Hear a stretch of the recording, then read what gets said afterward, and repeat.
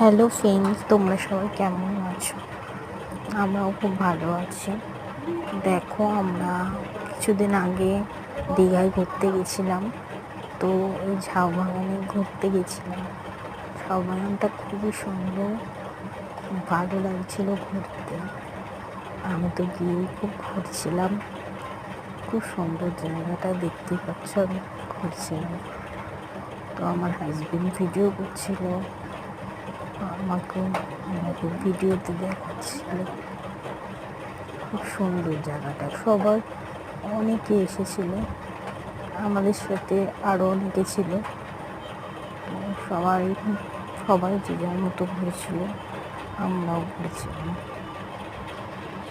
তো আমার হাজবেন্ড ফটোগুলো দিচ্ছিল, তার জন্য দাঁড়িয়েছিলাম।